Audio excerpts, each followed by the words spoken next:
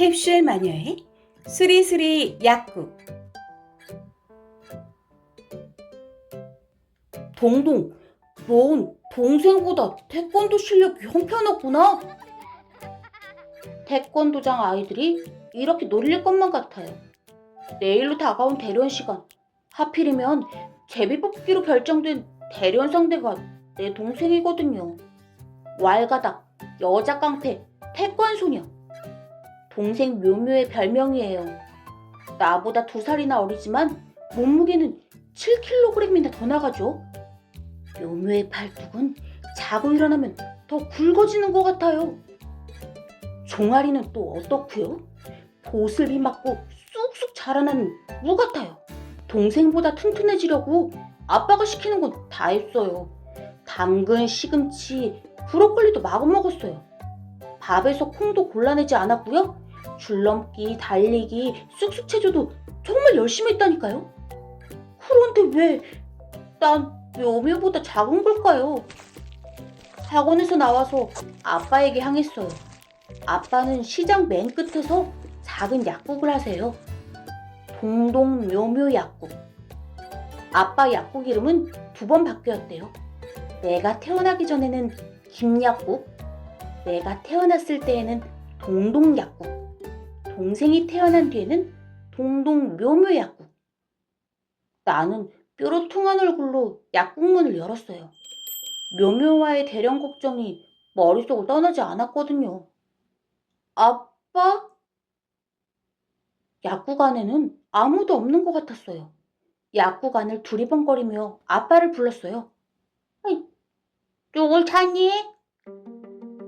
하얀 가운을 입은 할머니가 조제실에서 나왔어요. 곱슬곱슬한 은빛 머리카락을 가진 분이었죠. 어디서 본 듯한 느낌이 들었어요. 그러나 아무리 생각해도 누군지 떠오르지 않았어요. 전 동동인데요? 여기는 우리 아빠 약국이고요.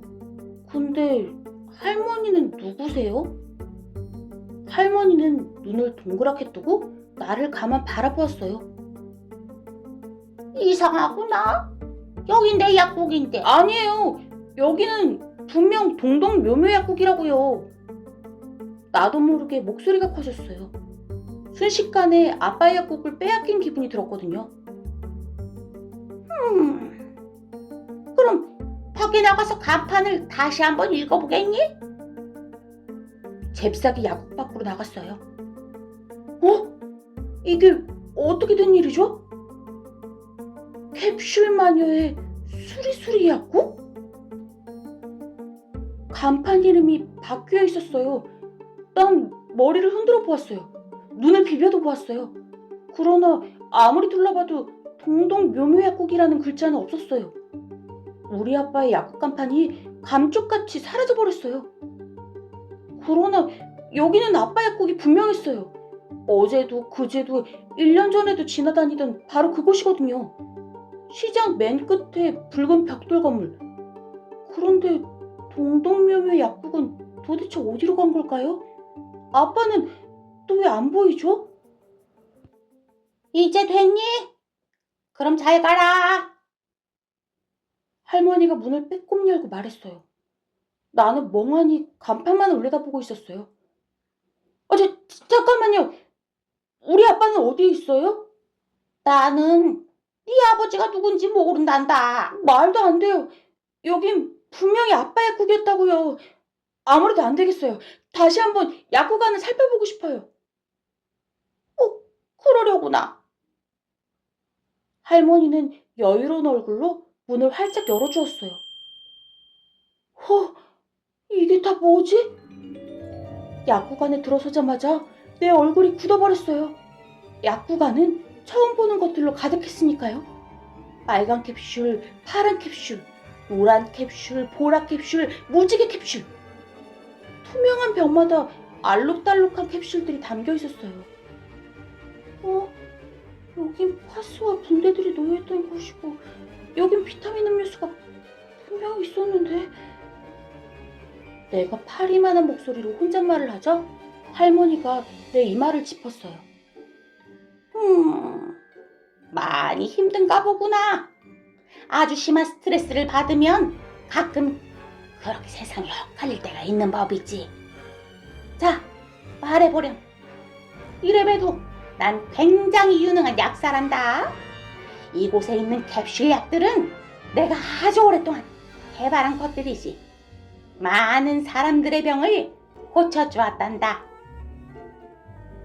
할머니의 목소리는 깊고도 부드러웠어요. 나도 모르게 고민을 털어놓고 싶을 만큼요. 무슨 병을 고치셨는데요? 사랑하는 사람을 잊지 못하는 병, 소심한 성격 때문에 친구를 사귀지 못하는 병, 남의 물건을 훔치고 싶은 병, 고운 말을 쓰지 못하는 병, 사소한 일에도 벌컥벌컥 화를 내는 병, 나무늘보처럼 잠이 많은 병. 할머니는 캡슐이 담긴 병들을 둘러보며 천천히 말을 이어갔어요. 그러다 갑자기 뒤를 돌아보고는 나를 향해 싱긋 웃으며 말했어요. 그리고 이건 영혼이 바뀌는 캡슐. 며칠 전에 완성했단다. 아유, 얼마나 힘들게 만들었는지 이마에 주름살이 2개는 더 생긴 것 같구나. 순간 내 머릿속에는 묘묘의 얼굴이 스쳐 지나갔어요. 나도 모르게 입꼬리가 올라갔어요. 영혼이 바뀔 수 있다고요? 정말이에요? 아이, 얼마 전에 고양이와 쥐에게 이 약을 먹였거든. 그랬더니 그 다음부터 고양이는 쥐만 보면 오줌을 지르면서 도망다니다니까. 쥐는 날카로운 앞니로 고양이를 물어버리라고 말이야. 그 약 줘 주세요. 손을 쭉 내밀며 말했어요. 하마터면 야호하고 소리를 지를 뻔했다니까요. 눈물이 핑 돌 만큼 기뻤어요. 드디어 내일 태권도 대회에서 묘묘를 이길 방법을 찾았으니 말이에요. 나와 묘묘의 영혼이 바뀐다면 묘묘 녀석은 허약한 내가 되고 나는 튼튼한 묘묘가 되는 거예요. 내 몸에는 씩씩한 묘묘의 영혼이 들어오고 묘묘의 몸에는 더 많은 나의 영혼이 들어가게 되는 거죠. 잠깐, 그러면 나는 묘묘인가요? 아니면 여전히 나인가요? 에이, 그런 건 아무래도 상관없어요. 태권도 대련에서 묘묘를 이길 수만 있다면 말이죠. 빨리요, 빨리 그 약을 주세요, 할머니. 아이고, 녀석, 성질도 급하구나. 그리고 얘야, 나는 할머니가 아니라 캡슐 마니아란다. 캡슐 마니아라고 하면 아프리카 캬캬 부족들이 벌벌 떨 정도로 아주 유명하지. 캬캬 부족이 뭔데요? 지구별에서 가장 강한 마법사들이 모여 사는 부족이야. 125년 전 나하고 마법 대결을 벌였다가 많은 마법사들이 목숨을 잃었지. 지금까지도 캬캬 부족의 어린이들은 마법 학교에 들어갈 때 세상에서 가장 무서운 마녀는 이라는 시험 문제를 풀어야만 해. 물론 정답은 바로 캡슐 마녀지. 우와, 대단한 분이군요, 캡슐 마녀님. 어서 그 약을 주세요. 제발 부탁이에요. 이 약이 인기가 있을 줄 알았다니까. 캡슐 마녀는 빨간 캡슐 하나과 파란 캡슐 하나를 병에서 꺼냈어요. 내가 손바닥을 내밀자 마녀는 놀란 눈으로 쳐다보았어요. 그냥 달라고? 약값을 내야지. 세상에 공짜는 없는 법이니까. 얼만데요? 나는 주머니를 뒤적거리며 돈을 찾았어요. 1,000원짜리 2장과 500원짜리 동전 하나가 있었어요.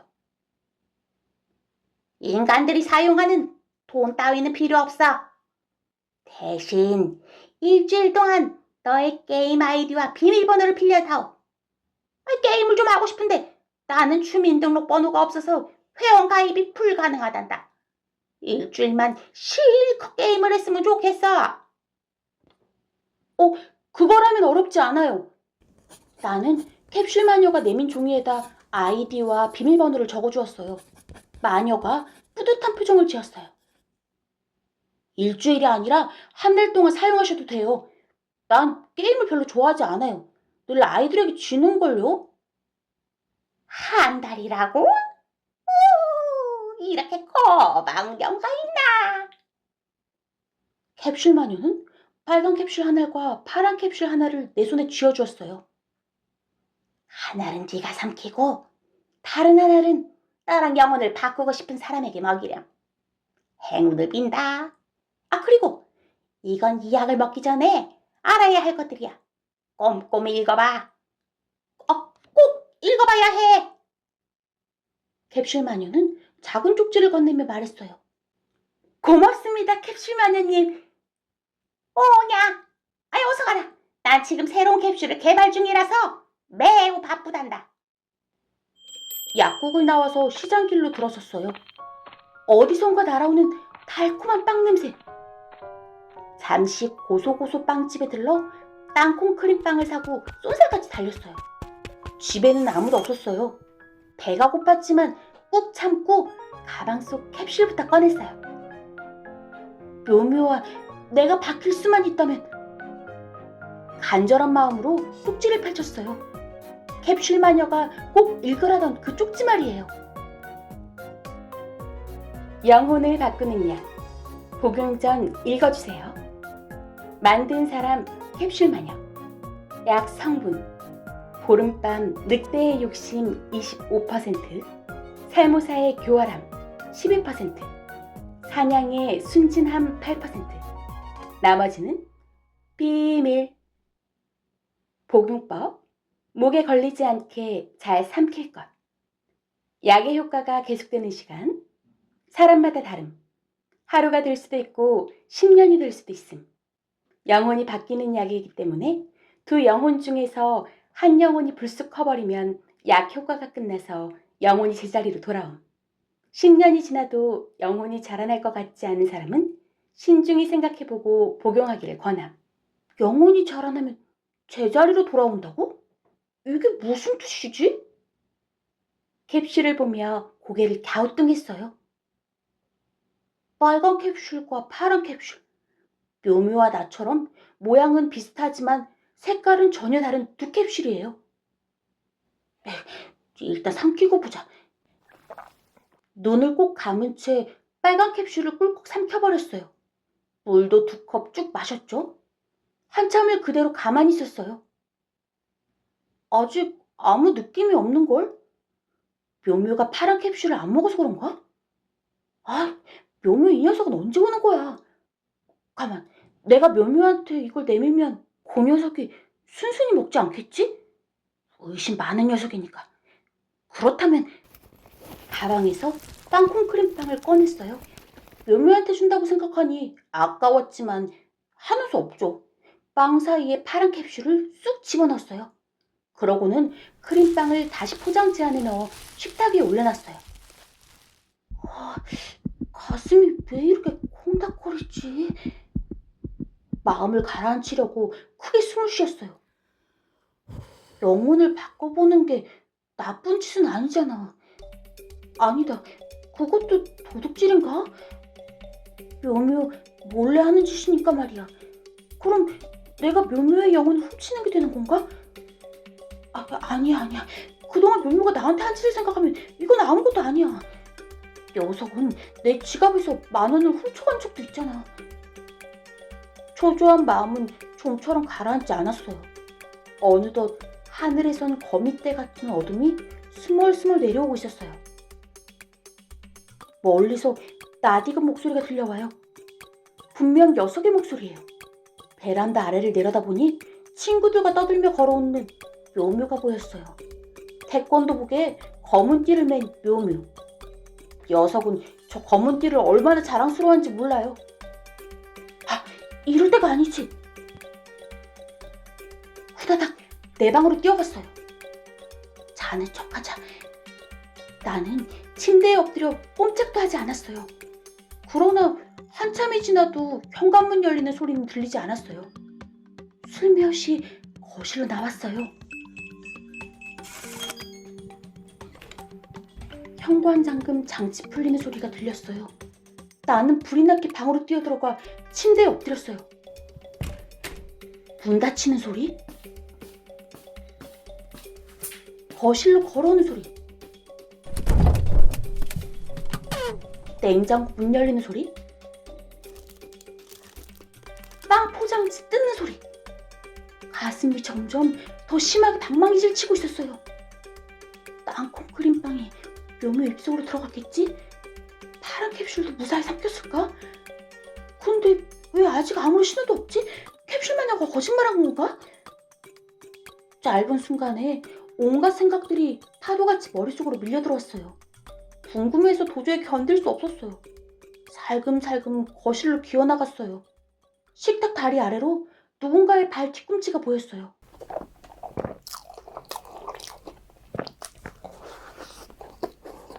분명 녀석이 빵을 씹는 소리예요. 작전은 성공한 걸까요? 묘묘와 나의 영혼이 정말로 바뀌는 걸까요? 녀석 발이 저렇게 컸나? 묘묘의 발이 어딘가 좀 이상해요. 나는 천천히 고개를 들어 올렸어요. 묘묘의 키가 하루 사이 저렇게 커졌을 리 없을 텐데 다리는 또 왜 저렇게 굵어졌을까?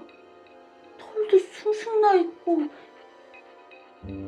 아빠다! 나도 모르게 꽥 소리를 질렀어요. 식탁 앞에 서 있는 사람은 묘묘가 아니라 우리 아빠였던 거예요. 후다닥 달려가 아빠 입을 살폈어요. 이럴 수가. 아빠 입술에는 땅콩 크림이 묻어 있었어요. 마지막 빵 조각이 아빠 목구멍을 막 넘어가고 있네요. 삼켰어? 뭘? 빵 속에 이상한 거 없었냐고. 뭔가 씹히긴 했는데 뭐 땅콩이겠지. 아빠는 파란 캡슐을 삼켜버린 게 분명해요. 이런. 다리에 힘이 풀려 주저앉을 것만 같아요. 벌써 약효가 나오는 걸까요? 그때 현관문이 열렸어요. 묘묘가 나타났어요. 넌 어디 갔다 이제 와? 한참 전에 아파트 쪽으로 들어왔었잖아. 내가 묘묘를 향해 우악스레 말했어요. 묘묘는 식탁 위에 빈빵 봉지를 발견하고는 인상을 쓰며 대답했어요. 8층 선영이네 가서 마네책 빌려왔다. 왜? 근데 이 빵 누가 먹었어? 내 빵은? 내 빵 내놔. 내 빵. 아빠 입술에 묻은 거 땅콩 크림이잖아. 내 땅콩 크림빵. 묘묘가 아빠의 팔을 주먹으로 퉁퉁 치면서 소리쳤어요.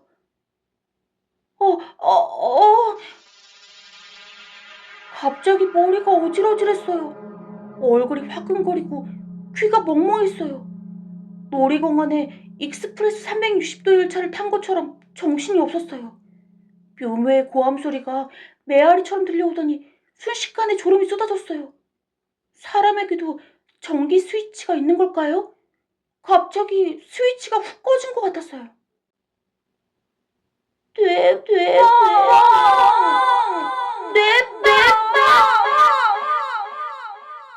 빵!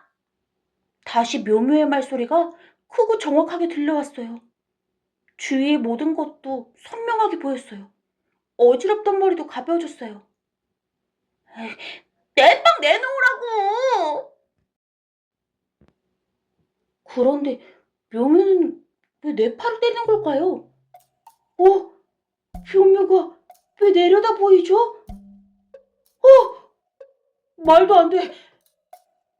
나도 모르게 소리를 질렀어요. 나랑 똑같이 생긴 사람과 눈이 마주쳤거든요. 그래요. 바로 나. 동동이 내 앞에 서 있었어요. 거울도 아닌데 어떻게 내 모습이 마주 보이는 걸까요? 그렇다면 난 지금 누구의 모습을 하고 있는 거죠? 얼른 내 몸을 더듬어 보았어요. 커다란 머리, 굵은 팔뚝, 팔복에 찬 금색 시계, 목 한가운데에는 알사탕 같은 것이 툭 튀어나와 있었어요. 이 모든 것은 아빠인 것이 분명해요. 아빠와 나의 영혼이 바뀐 거죠. 묘묘와 나의 영혼을 바꾸려던 작전은 완벽한 실패예요. 내일 묘묘와의 태권도 대회는 당한 것 같아요. 아빠는 태권도는커녕 바퀴벌레도 못 잡는 나보다 더한 겁쟁이거든요. 오, 여전히 묘묘는 내 팔을 툭툭 치며 심통을 부리고 있었어요. 하긴 내가 아빠인 줄 알고 있으니까요.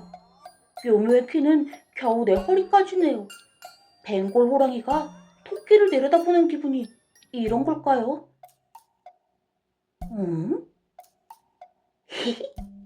잘 걸렸다. 묘묘 이 녀석. 나는 묘묘를 가만히 지켜보다가 주먹으로 머리를 쥐어박았어요. 주먹에 힘을 모아서 아주 세게요. 통쾌한 꿀밤 공격이에요. 조용히 하지 못해? 아빠한테 뭐 하는 짓이야? 너 왜 이렇게 버릇이 없어? 오늘 실컷 혼나볼래? 안 되겠어. 묘묘 이 녀석, 아빠한테 회초리를 좀 맞아야겠다. 언젠가 텔레비전 드라마에서 본 듯이 아빠 흉내를 냈어요. 마치 아빠 로봇 조종사가 된 기분이에요. 아빠, 왜 그래? 왜 그래? 묘묘가 벼랑간 울음을 터뜨리며 제 방으로 뛰어갔어요. 내가 녀석을 울릴 수 있다니, 야호! 하늘을 날고 있는 기분이에요. 검은 띠와 주먹을 보여주면서 협박하고 내 소시지와 크림빵을 몽땅 빼앗아 먹었던 녀석. 그런 묘묘가 서럽게 우는 모습은 처음 보았으니까요. 이게 어떻게 된 일이냐? 아빠가 말했어요. 내 모습, 내 목소리 아빠. 아무리 봐도 신기했어요. 나도 잘 모르겠어. 아빠, 아무튼 우리 둘의 영혼이 바뀐 건 확실해. 이게 꿈은 아니겠지? 누구한테 말할 수도 없고 병원에 갈 수도 없고. 아빠가 한숨을 내쉬었어요. 큰일이군. 내일 중요한 약속이 있는데. 아빠가 거실 바닥에 주저앉으며 혼잣말을 했어요. 나도 그 옆에 따라 앉았어요. 몸이 커져서 그런지 조금만 움직여도 힘이 드네요. 근데 아빠, 혹시 약국을 다른 곳으로 옮겼어? 무슨 소리야? 아까 아빠 약국에 이상한 할머니가 있던데? 나는 캡슐 마녀라는 말은 쏙 빼고 물었어요. 왠지 캡슐 마녀의 비밀을 지켜야 할 것 같았거든요. 할머니가 약국에 왜 있어? 그리고 오늘은 아빠 약국 정기요일이잖아. 둘째 주 토요일. 맞다. 그럼 그 할머니는 누구지? 얘가 자꾸 무슨 소리를 하는 거야. 동동아, 너 꿈 꿨니? 아니다. 지금 이게 꿈인 것만 같다. 어떻게 이런 일이 생길 수가 있지? 아빠는 짧게 변한 다리를 꼬집어 보며 울상을 쥐었어요. 오줌이 마려운걸? 나는 벌떡 일어나 화장실로 뛰어갔어요. 덩치가 커서 그런지 마룻바닥이 쿵쿵 울리는 듯해요. 팔과 다리를 움직일 때마다 얼마나 힘든지 몰라요. 밥을 많이 먹어야겠어요. 내 숟가락보다 아빠 숟가락이 더 큰 이유를 이제 알 것 같아요. 헐! 오줌을 두려고 바지를 들이다가 깜짝 놀랐어요. 자꾸 귀여운 내 고추는 어디로 간 것일까요? 아빠 건 좀 이상해요. 커다란 고추 주위에는 털도 숭숭 나 있어요. 눈을 옆으로 돌리고 일단 오줌을 넣었어요. 어른이 되면 털이 이렇게 많아지는 건가? 윗도리를 벗고 거울을 들여다보았어요. 널쩍한 가슴에 털이 보여요. 겨드랑이에도 있고 다리에도 있어요. 여기저기 온통 털투성이에요. 가장 싫은 건 붉은 털 때문에 꺼끌꺼끌한 턱이에요. 키도 크고 힘이 세지는 건 좋은데 이렇게 털이 많으면 불편하지 않을까? 갑자기 방귀가 뀌고 싶었어요. 깜짝 놀랐어요. 어른은 방귀 소리도 이렇게 크군요. 엉덩이가 폭발하는 줄 알았어요. 바람을 일으켜 방귀 냄새를 없애고 화장실 밖으로 나왔어요. 누군가가 집 안으로 들어왔어요. 아빠 친구인 보리밥 아줌마예요. 시장 안에서 보리밥 가게를 하시는데 토요일마다 주먹밥을 만들어서 우리에게 나눠주시죠. 안녕하세요. 나는 꾸벅 인사를 했어요. 고개를 들어 보리밥 아줌마와 눈이 마주친 순간 아줌마는 너 왜 그러냐? 하며 깔깔 웃으셨어요. 아차, 난 아빠였죠. 부엌에서 설거지를 하던 아빠도 당황한 표정이었어요. 나는 얼른 아빠에게 다가갔어요. 야, 동동, 아빠처럼 이렇게 인사를 해야지. 안녕하세요 하고. 내가 아빠의 어깨를 툭 치면서 얼버무렸어요. 안녕하세요, 아줌마. 다행히 아빠도 깍듯이 고개를 숙였어요. 그래, 동동아. 네가 웬일이니? 설거지를 다 하고. 그래, 그렇게 집안일을 도와줘야 아빠가 덜 힘들지. 혼자서 약국일 하시랴, 살림하시랴, 너희들 키우시랴. 얼마나 힘드시겠어. 그치? 네. 아빠가 고개를 끄덕이며 대답했어요. 오늘따라 동동이가 유난히 점잖아 보이는구나. 아줌마가 흐뭇한 얼굴로 주먹밥 도시락을 건넸어요. 그나저나 너 준비는 잘 돼가고 있는 거지? 아줌마가 나를 향해 물었어요. 준비? 무슨 준비를 말하는 걸까요? 그냥 뭐 대충, 그렇지. 나는 일단 적당히 얼버무렸어요. 얼른 고개를 돌려 아빠를 바라봤어요. 아빠는 눈을 내리깔며 아랫입술을 꽉 깨물었어요. 대충이라고? 아휴, 내가 그 자리를 만드느라 얼마나 힘들었는데. 어제 통화했을 때는 양복도 새로 사고 구두도 샀다고 했잖아. 점점 머릿속이 복잡해졌어요. 도대체 무슨 일이기에 양복도 구두도 새로 사야 하는 걸까요? 아빠는 답답한 듯 작게 한숨을 쉬는 것 같았어요. 친구야, 언제까지 혼자 살 거니? 애들 엄마 죽은 지 벌써 7년이다. 재혼은 배신이 아니야. 너도 새로운 짝을 찾는 일이고 아이들도 새엄마가 생기는 일이잖아. 새엄마가 생긴다고요? 갑자기 머릿속이 얼얼해지는 것 같았어요. 엄마가 생긴다는 건 어떤 느낌일까요? 친구들은 엄마를 끌어안으면 엄마 냄새가 나서 좋다고 해요. 영균이는 자기 엄마한테 우유 냄새가 난다고 했고, 요엘이는 장미꽃 화장품 냄새가 난다고 했죠? 나에게 엄마가 생기면 엄마 냄새도 생기는 걸까요? 벼랑간 가슴이 콩닥거리기 시작했어요. 왜 대답이 없으심? 선물로 갈 거지? 약속 지킬 거지? 아줌마 목소리가 귓가를 쏜살같이 스쳐갔어요. 이제 조금은 알 것 같아요. 아빠가 말했던 중요한 약속이 뭔지 말이에요. 알았어. 나는 분위기에 맞게 점잖은 목소리로 대꾸했어요. 그럼 내일 약속 시간에 늦지 않게 가. 알았지? 아줌마는 내 어깨를 툭 치고는 집으로 갔어요.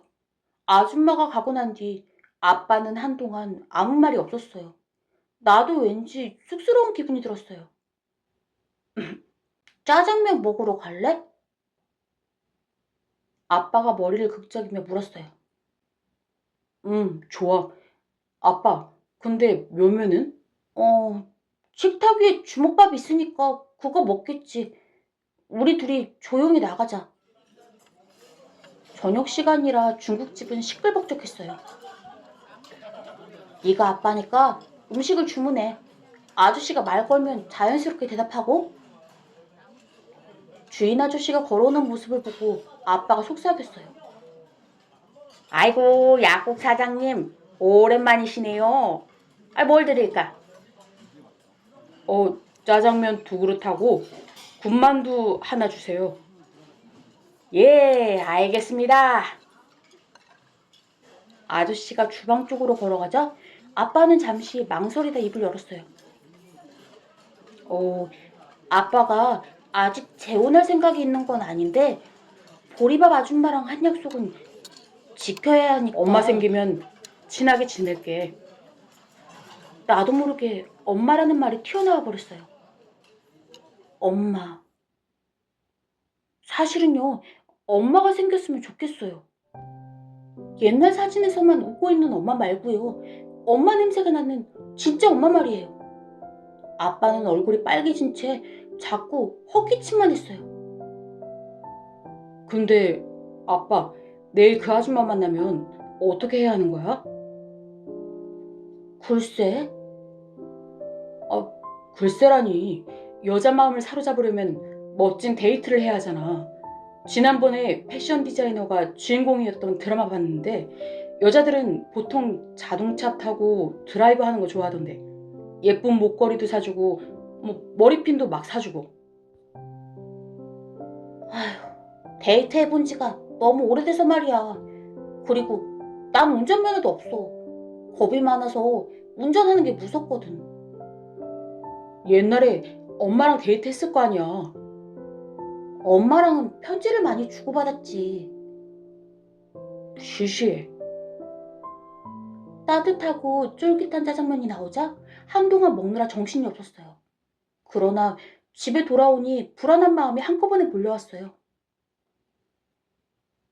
자, 그럼 데이트 의상을 한번 입어볼까?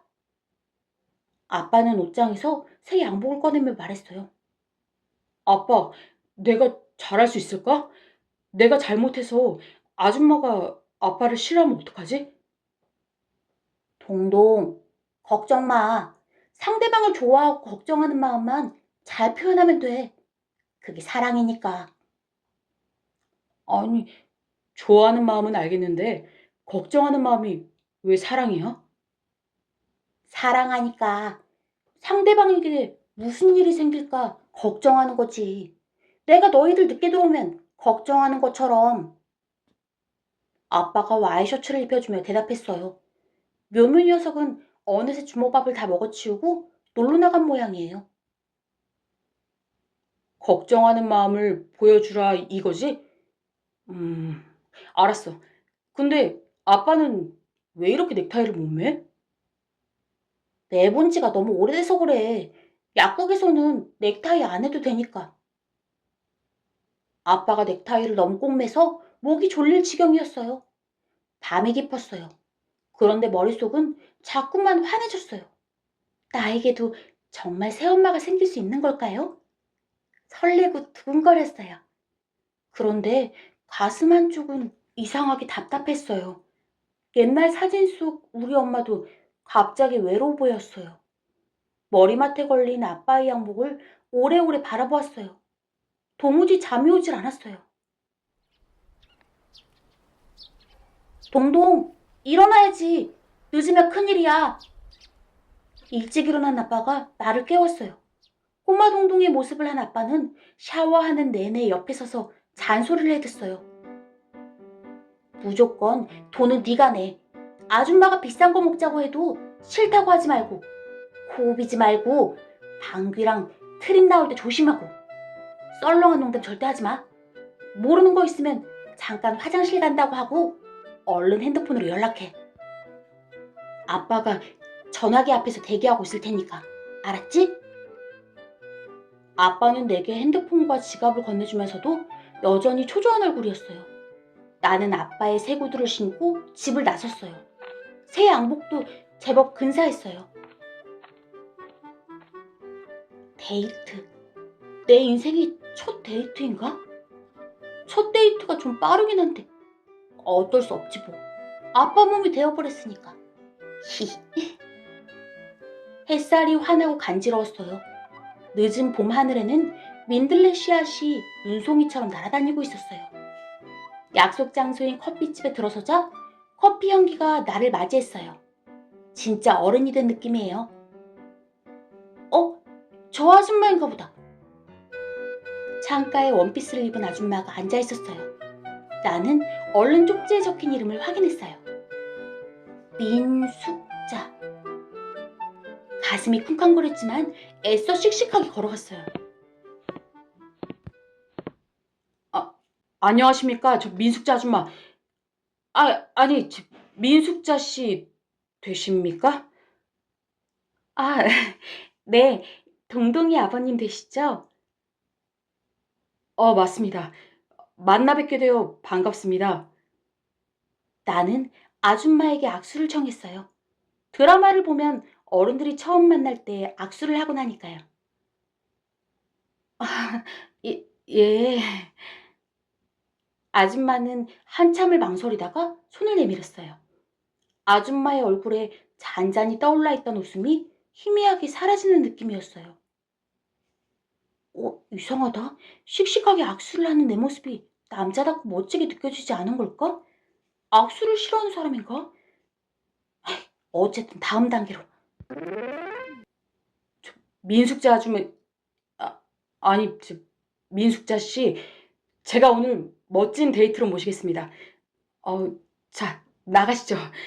점심은 무얼 드시고 싶으세요? 뭐 좋아하시나요? 아, 저는 매운 거 좋아하는 편이에요.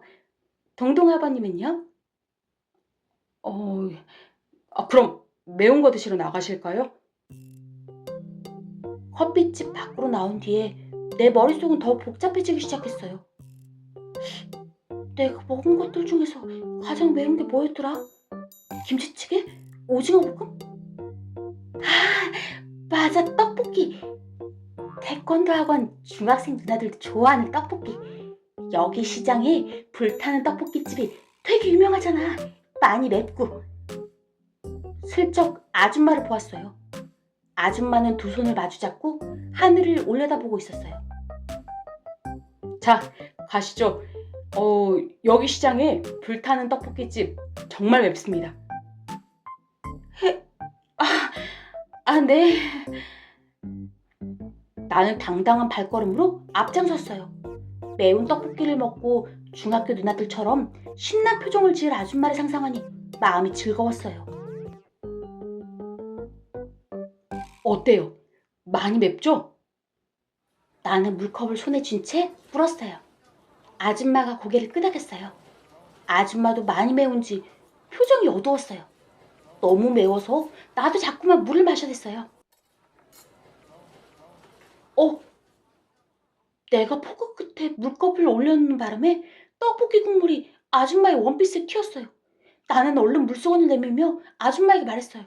어, 민수자 씨, 얼른 닦으세요. 찌찌 있는 부분에 국물이 튀었어요. 아줌마 원피스에 묻은 떡볶이 국물은 잘 지워질 것 같지 않았어요. 떡볶이집에 있던 사람들은 내 말을 듣더니 크크대며 웃었고 아줌마의 얼굴은 떡볶이 국물처럼 벌개졌어요. 왜들 그러지? 내 목소리가 너무 컸나? 이상한 사람들이야. 남의 이야기나 훔쳐듣고. 나는 기분이 상해서 아줌마에게 밖으로 나가자고 했어요. 민숙자 씨, 다음은 자동차 드라이브 시간입니다. 제가 자가용이 없습니다. 택시로 모시겠습니다. 택시. 나는 아빠가 택시를 잡을 때처럼 오른손을 쭉 내밀고 택시를 잡았어요. 어른들이 택시를 잡는 모습이 항상 멋져 보였는데 실제로 해보니 참 기분이 좋았어요. 어디로 모실까요? 할아버지 택시기사님이 물었어요. 나와 아줌마가 나란히 뒷좌석에 앉았어요. 기사님, 드라이브 좀 시켜주세요. 경치 좋은 곳으로요. 재미있으신 분이네요. 그런데 손님, 택시는 목적지를 정해주셔야 그에 맞는 요금을 받죠. 무작정 드라이브를 시켜드릴 수는 있지만 요금이 많이 나올지도 몰라요. 그렇군요. 그럼 10,000원어치만 드라이브 시켜주세요. 알겠습니다. 드라이브를 마친 후에는 시원한 아이스크림을 사 먹으며 걸었어요. 아줌마는 생각보다 말이 없는 사람 같았어요. 어느덧 해가 저물어 가고 있었어요. 민숙자 씨, 저녁 먹을 시간이에요. 뭐 드시겠어요? 아니에요. 그만 들어갔으면 해요. 그러시군요. 그럼 조심해서 가세요. 우리 또 만나요. 댕댕이다. 대박. 예, 동동아버님도 안녕히 가세요. 아줌마는 뒤돌아서서 바삐 걸어갔어요. 나는 마음이 뿌듯했어요. 아줌마는 촌스럽지도 않고 수다쟁이도 아니어서 더욱 내 마음에 들었어요.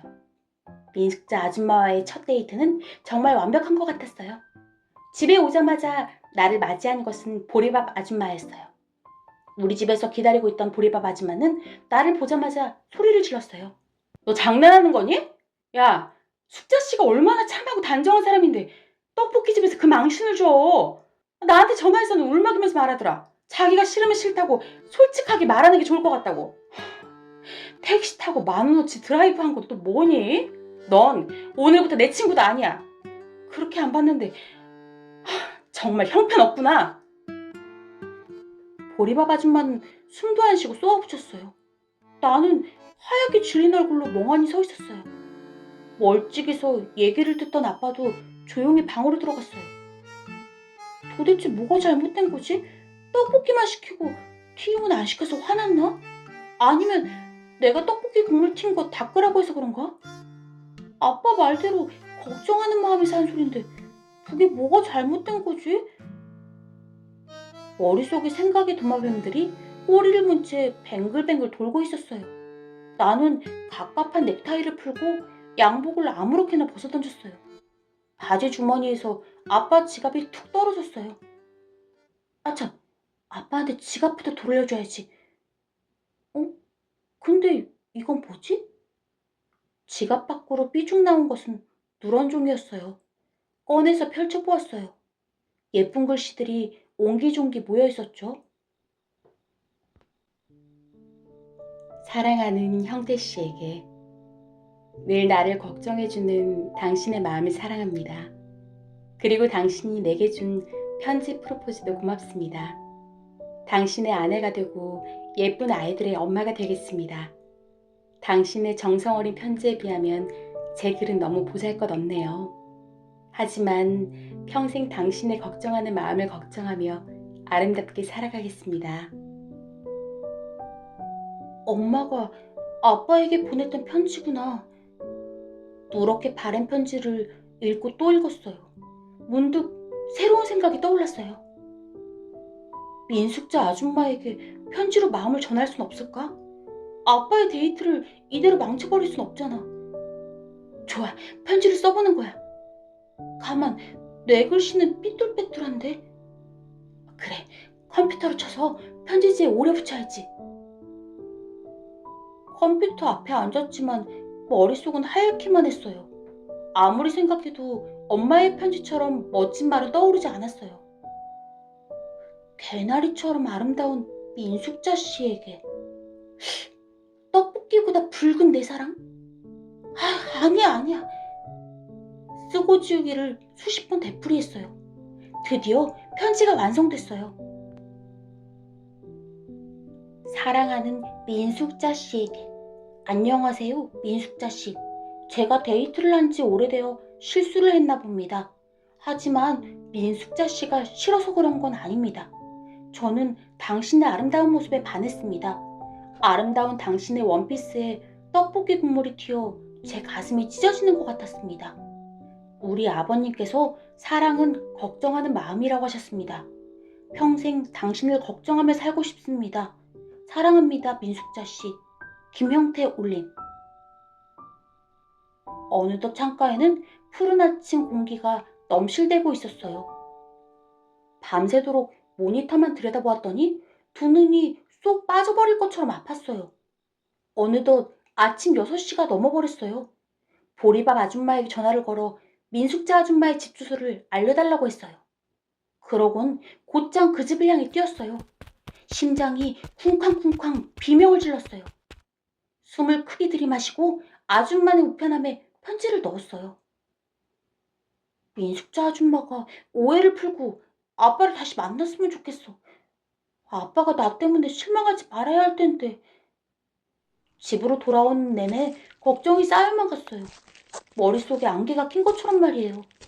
현관문을 열고 살금살금 집 안으로 들어왔어요. 아직 모두가 잠들어 있을 시간이니까요. 아빠, 어디 갔다 와? 묘묘가 눈을 비비며 나에게 안겼어요. 내 품에 쏙 들어온 묘묘가 왠지 안쓰럽게 느껴졌어요. 묘묘를 품고 있으니 내가 꼭 암탉이 된 것 같기도 했어요. 아빠 암탉, 엄마 없는 왈가닥 병아리 묘묘 때문에 하루하루 늙어가는 아빠 암탉이 떠올랐어요.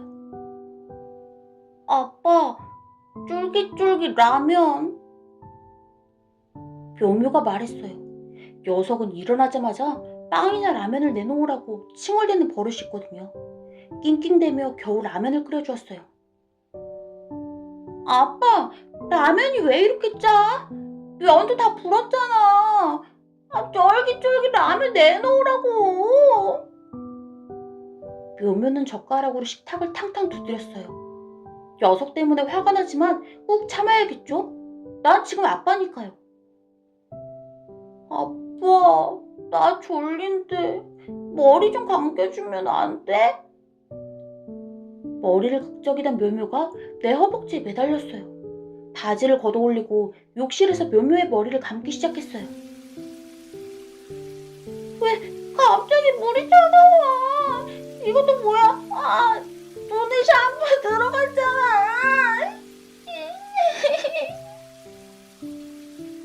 드디어 묘묘가 울음을 터뜨렸어요.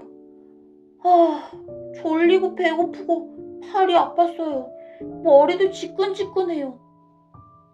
묘묘를 따라서 같이 울어버리고 싶었어요. 묘묘 머리를 감길 때마다 아빠도 이렇게 울고 싶었을까요? 그때였어요. 갑자기 지난번처럼 온몸에 힘이 풀렸어요.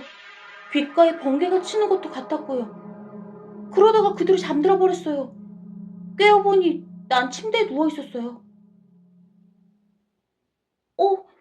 내 방이네? 벌떡 일어나 거울을 보았어요.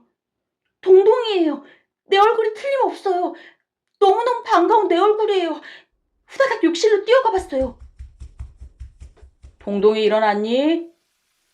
묘묘의 머리를 감기던 아빠가 말했어요. 그러고는 나를 향해 눈을 찡긋했어요. 묘묘 녀석은 어느새 울음을 뚝 그쳤네요. 아빠와 나의 영혼이 드디어 제자리로 돌아왔어요. 정말 다행이에요. 그런데 어떻게 영혼이 돌아온 거지? 캡슐의 약효가 끝나버린 건가? 정말 알쏭달쏭한 일이야. 가만, 캡슐 마녀가 준 쪽지 뭐라고 쓰여 있었던 것 같은데? 캡슐 마녀가 준 쪽지를 찾기 위해 온 집안을 뒤졌어요. 하지만 아무리 찾아도 보이지 않았어요. 아빠는 민숙자 아줌마와 몇 달 동안 데이트를 했어요. 둘이서 떡볶이를 먹으러 갔는지는 잘 모르겠어요. 그리고 두 분은 지난주에 결혼을 했어요. 결혼식 날 민숙자 아줌마는 나를 꼭 끌어안아 주셨어요. 뽀얀 비누 냄새가 나는 것 같았어요. 혹시 그게 친구들이 말하던 엄마 냄새였을까요? 7월 둘째 주 토요일이에요. 두 분이 신혼여행에서 돌아오시는 날이죠. 시장에 들러 오랜만에 땅콩 크림빵을 샀어요. 영혼 바뀌는 캡슐을 빵에 넣었던 일이 떠올라 웃음이 새어나왔어요. 아빠 약국 눈앞에는 신혼여행 다녀오겠습니다 라는 메모가 보였어요. 저건 뭐지? 잠긴 문 아래에 삐죽 튀어나온 무언가가 보였어요. 비닐에 쌓인 작은 주머니예요. 급히 풀어보았어요. 지난번 그 소년 보아라. 영혼이 바뀌는 캡슐의 약효는 좋았느냐? 물론 이 캡슐 마녀님이 만드는 거니까 말할 필요도 없겠지. 나도 네 덕분에 한 달간 게임을 신나게 즐겼단다. 너의 레벨은 아마 20단계가 올라가 있을 것이야. 한국에서 나의 정체가 탄로난 것 같아 잠시 아프리카로 떠난다. 게임 아이디와 비밀번호를 빌려줘서 고맙다는 인사도 할 겸 너에게 선물을 남기고 간다. 영혼을 또 바꾸고 싶을 때 요긴하게 써라. 유효기간이 일주일밖에 안 남았으니 빨리 사용해야 할 거야.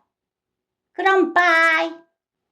캡슐 마녀의 선물은 지난번과 같은 빨간 캡슐과 파란 캡슐이었어요. 나는 그 자리에서 빨간 캡슐을 꿀꺽 삼켜버렸어요. 이번엔 반드시 묘묘 녀석과 영혼을 바꿀 테다. 태권도 대련에서 꼭 이기고 말 거야. 손에 든 땅콩 크림빵 속에 파란 캡슐을 넣으며 다짐했어요. 이번엔 실수가 없게 하려고 직접 묘묘에게 건넸어요. 놀이터에서 혼자 태권도 품새를 연습하던 묘묘는 고개를 갸우뚱했어요. 오빠가 웬일이야? 맨날 나한테 뺏기니까 이젠 미리미리 주는 거구나. 나 많이 착해졌는데. 묘묘는 빵을 가방에 넣으며 말했어요. 녀석의 말에 화가 났지만 꾹 참고 억지로 웃어 보였어요. 두고 보자 요 녀석아. 집으로 돌아와서 베란다에 쪼그리고 앉아 있었어요. 묘묘가 파란 캡슐을 삼키는 습관을 지켜보고 싶었기 때문이에요. 그런데 아무리 기다려도 묘묘는 품새 연습을 멈추지 않았어요. 한참을 수련하던 묘묘가 드디어 벤치에 앉아 빵을 꺼냈어요. 좋았어. 묘묘야, 어서 계속해. 한 입에 먹어버려. 그때 놀이터 앞에 택시 한 대가 멈춰섰어요. 문이 열리고 아빠와 민숙자 아줌마, 아니 새엄마가 나왔어요. 묘묘는 새엄마에게 뛰어가 안겼어요. 그런데 이게 무슨 일이에요? 묘묘가 새엄마에게 빵을 건네는 게 아니겠어요? 묘묘는 몸을 흔들며 어서 먹으라는 신용을 했어요. 안 돼! 그 빵은 묘묘가 먹어야 한다고! 베란다에 매달린 채 소리쳤지만 아무도 듣지 못했어요. 묘묘의 재촉에 새엄마는 빵을 반으로 나눠 묘묘와 함께 먹었어요. 제발, 제발, 파란 캡슐이 묘묘의 빵에 들어갔어야 하는데. 순간 지난번처럼 머리가 어질어질했어요. 내 몸의 스위치가 툭 꺼지는 기분이 들었어요. 그리고 곧 깨어났죠. 나는 뽕무늬가 들어간 노란색 원피스를 입고 있어요. 뾰족한 구두를 신어서 그런지 자꾸만 걸음을 비틀거리며 걷게 되네요. 묘묘는 내 품에 안겨서 엄마, 엄마 하고 아빠는 내 어깨에 손을 얹은 채 여보, 여보해요. 정신을 차리고 우리 집 베란다를 바라봤어요. 베란다에 매달려 쭈그리고 앉아있는 동동, 아니 새엄마는 황당한 듯 팔다리를 만지고 있어요. 이걸 또 어떻게 새엄마에게 말해야 하나요?